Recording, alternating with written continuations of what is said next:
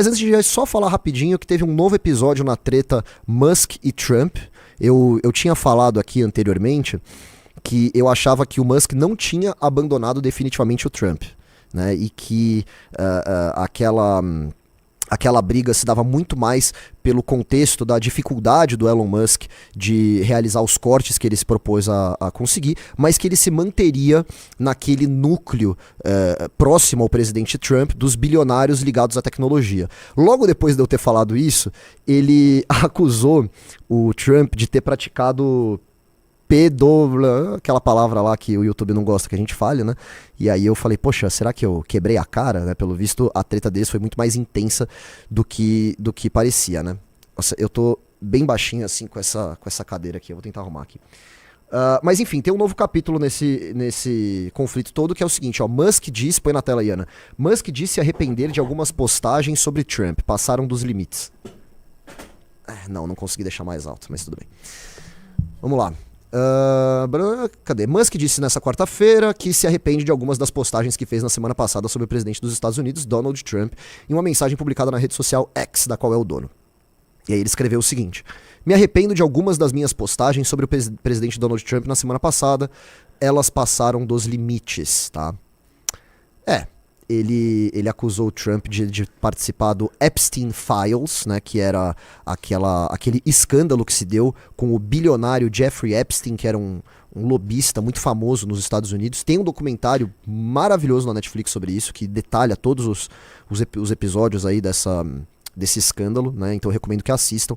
E era um bilionário que ele tinha uma ilha, ele era dono de uma ilha, onde ele levava outros bilionários, pessoas influentes, pessoas ligadas à política, celebridades, para essa ilha, né, para realizar atos libidinosos ilegais, né, com menores de idade, vamos dizer assim. Tinha até membro da família real, que já foi comprovado, da família real inglesa, no caso, né, que esteve na ilha e que praticou atos sexuais com uma menor de idade, não era mais menor de idade, ela cresceu e tudo mais, veio a falecer recentemente, né? Ela tirou a própria vida, inclusive, muito em decorrência dos traumas que ela passou nessa ilha, né? Uma história bem triste. Mas enfim, o fato é que o Musk, ele é um gênio. Eu acho que ele é um gênio, né? Eu li uma das biografias do Musk, eu não li a mais recente, a maior que saiu, eu li a mais antiga, na época não tinha nem a compra do X ainda, era mais antiga, mas é inegável que é um cara que entende muito de negócios, é um cara que tem uma visão, sabe, fora da casinha, trabalha pra caramba. Por outro lado, também é um cara muito instável, muito difícil de lidar, e dizem algumas fontes que ele está abusando aí das drogas ultimamente, o que explicaria um comportamento bem errático por parte do senhor Elon Musk. Parece, ao que tudo indica, ele está se utilizando de ketamina, né, que é uma droga muito utilizada nos Estados Unidos, então isso ajudaria a explicar o porquê do comportamento dele, né? O fato é que não teria como ele dar certo no governo Trump, como não deu, né? Porque ele esperava que ele seria o big boss, como ele sempre foi em todos os seus empreendimentos, né? A palavra do Musk era lei, né? O que ele determinava é o que acontecia e ninguém questionava, porque ele era o chefão, né? No governo não é bem assim, ainda que ele estava chefiando uma pasta lá, que era, como é que chamava mesmo a pasta lá que era voltada para demissão, né, de membros do governo americano. Eu esqueci o nome agora, mas enfim, mesmo assim, né, ele não conseguia fazer tudo o que ele se propunha a fazer, porque a máquina estatal americana, ela é muito forte, ela é muito grande, ela é muito presente, né, enfim, e aí ele se desandou todo aí, tá falando uma besteira atrás da outra, né. O presidente dos Estados Unidos, Donald Trump, afirmou em uma entrevista no Salão Oval da Casa Branca que... aí já é outro assunto. Era o DOGE. O DOGE. Departamento de Eficiência Governamental. Departamento de Eficiência... Por que DOGE? Department of Federal Efficiency. É isso aí. É isso aí. É isso mesmo. E falando em Estados Unidos, tem mais uma pauta rapidinha aí que a gente quer comentar antes de seguir para a pauta principal, que é o seguinte, olha só.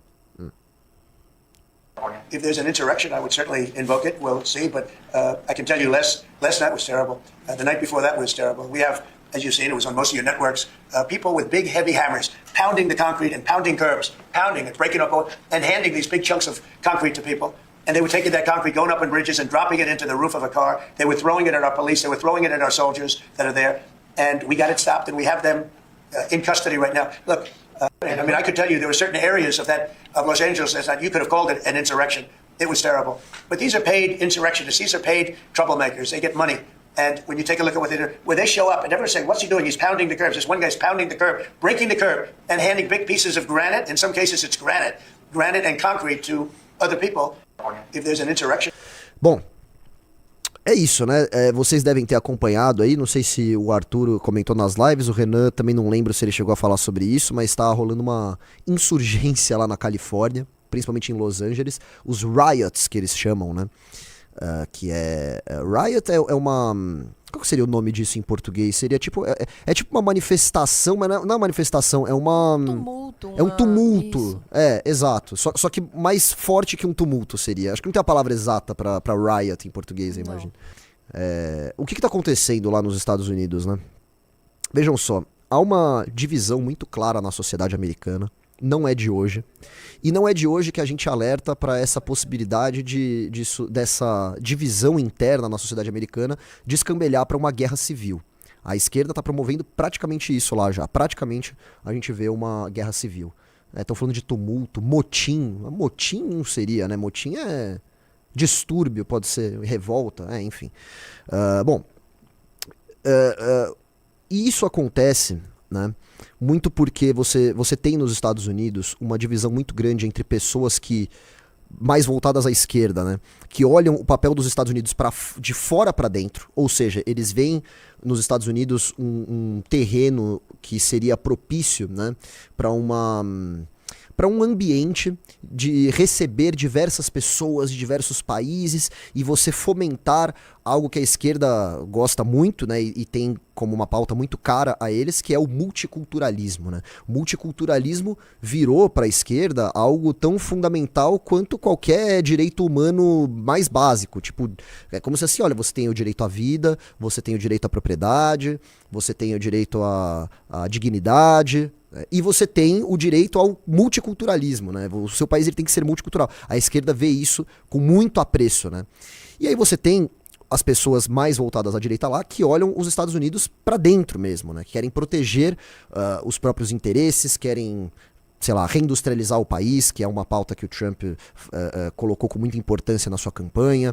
Pessoas que querem ver America Great Again, né, que acham que os imigrantes estão roubando empregos de americanos legítimos e tal. Então você tem essa grande divisão.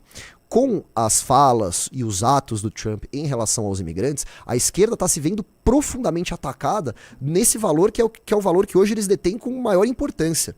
E por isso que eles estão reagindo dessa forma desesperada, né? Também muito porque você não tem na esquerda uma grande liderança catalisadora desses anseios que vá peitar a figura do Donald Trump, se colocar como um eventual candidato à presidência no futuro e falar, não, esse é o cara que... Eles não têm isso.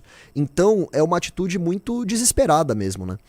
Uma coisa que foi muito citada nas revistas Valete, que vocês têm que ler, vocês têm a obrigação de ler a revista Valete, é que os Estados Unidos ele está num momento de divisão profunda e que seria necessário o surgimento de um César. O que seria um César?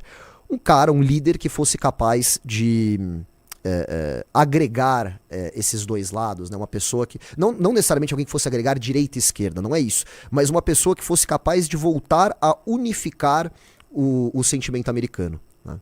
Uma coisa que o Orlando Lima, genial Orlando Lima, que eu sempre cito aqui os textos dele, ele fala, e ele lembra muito bem, é que somente nas sociedades decadentes é que há a necessidade do surgimento de um César. E é verdade, né? O César surge quando Roma está decaindo, né?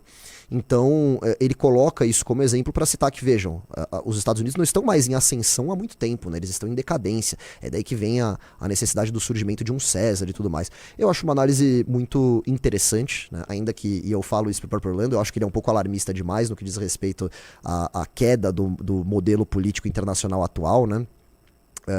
Mas é inegável que não é um momento de ascensão, né? É um momento de queda, um momento de divisão, um momento de conflitos intensos.